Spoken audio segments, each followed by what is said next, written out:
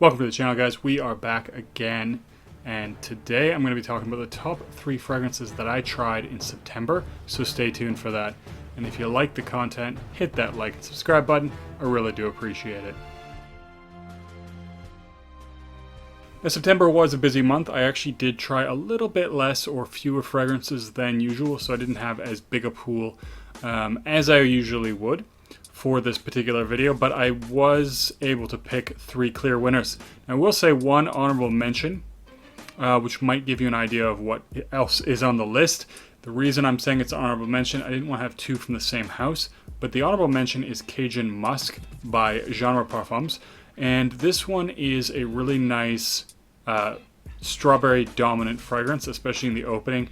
Very nice, beautiful, juicy, realistic, candied kind of strawberry vibe that is very sensual and very uplifting. So I do really like that one. But I think I like the other one from the house more that I did try, and that's the reason why I didn't put it on the list, or it isn't on the official list. It's because it's just, like I said, I didn't want to have 2 from the same house. So we'll get into the list now, and I will actually start from the other one from the house of Genre Parfums. So these are not in really any order. And that is Expletive. Now, the only thing I really wish is I'd had access to this during spring, summer, although there are still some warm days around here. And so this one is really nice. It's very fresh. It's a green fragrance, and it is a green fragrance done differently. So it isn't like that fresh cut grass kind of a vibe that a lot of green fragrances have. It is still fairly bright, so it's not like a dark green fragrance that some fragrances are like. I think those green fragrances are definitely more suitable for the fall winter anyways, and an example would be Evergreen Dream, which I did talk about in a recent video.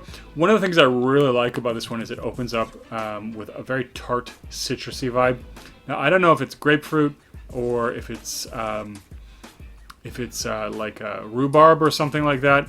I'm not entirely sure what is causing the tartness, but I do love fragrances that are tart. For whatever reason, they just really work for me. I did love grapefruit as a child, so maybe that has something to do with it, and those are a bit tart, a little bit bitter. But it has this really nice, bright, citrusy kind of tart opening that has a nice sort of leafy green aspect to it. And it is a very green fragrance through and through. And, you know, the green label maybe kind of gives it away. I think the label color is perfect for this one because it is a very green fragrance. Very bright, very unique. So this is one of the original creations.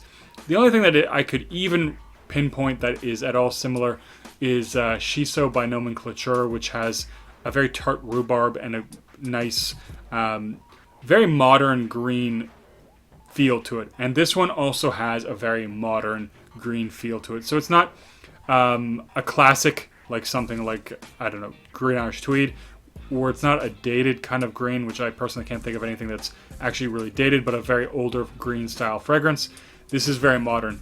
So there is a little bit of sweetness here, very small undertones, nice greenness, prominent greenness, and I love that tartness wherever it's coming from. It's fantastic. So this is one, if you do like Genre, if you're going to be ordering from them, I would suggest trying to pick up a sample of this one. It's really, really good. I absolutely love this one. Very high quality, very well blended, very smooth feeling fragrance. So very good there. And that is the first one on the list. So the next one is one that actually made my fall list, and that is going to be Stronger With You Freeze. Now, I did find that this one, I know it's more aimed or supposed to be a fresher Stronger With You, and it is definitely lighter. It has a nice lime in the opening, which is really, really, really well done. It's a very realistic, very nice, fresh, uplifting lime note that it has. But I also find that it has definitively that Stronger With You DNA. And if you found Stronger With You too strong, then Freeze might be something that you enjoy. And to me, it's basically a tapered back Stronger With You that has that nice lime in the opening. So the DNA, it's very cozy, it's very, very sweet, and this is why I say even still, I probably wouldn't wear it in the spring or the summer, but I might wear Stronger With You Freeze in the fall. I think it's actually really nice for that.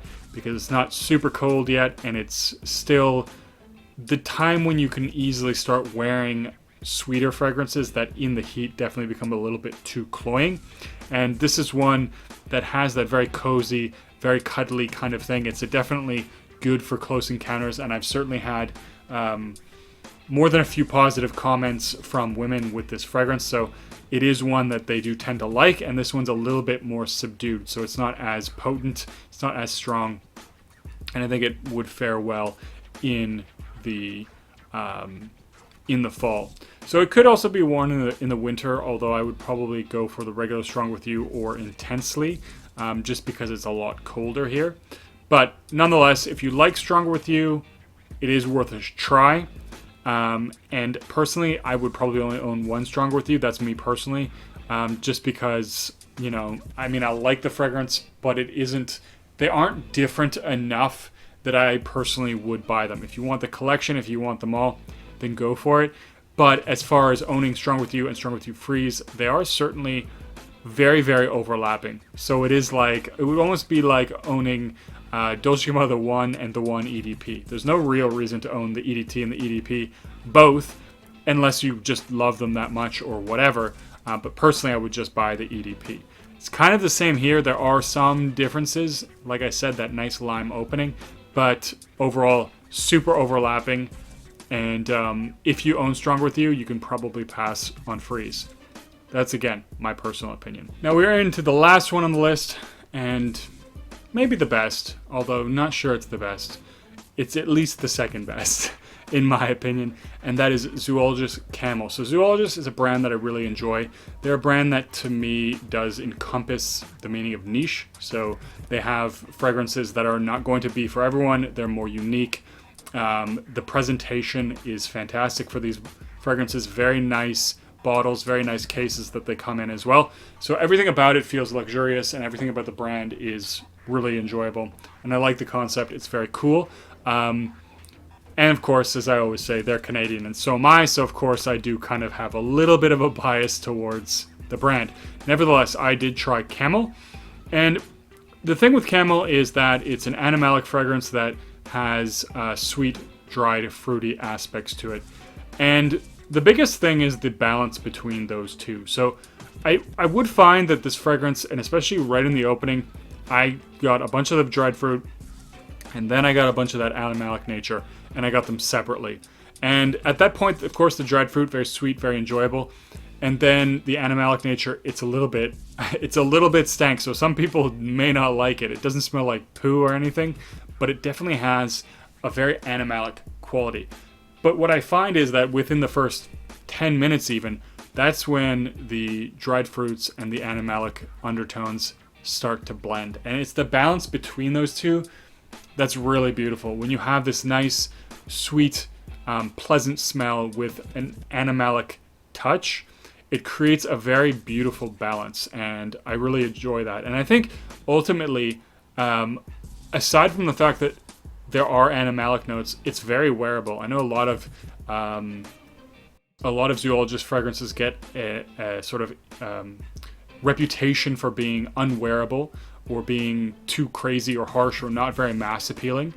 I think this is one that, especially when you get that balance between the animalic and the dried fruit, the sweetness, it's beautiful, and it's actually very, very mass appealing.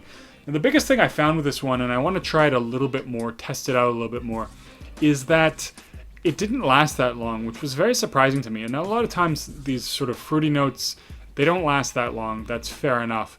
But I believe there's castoreum or something, or civet or something that does have that animalic quality to it.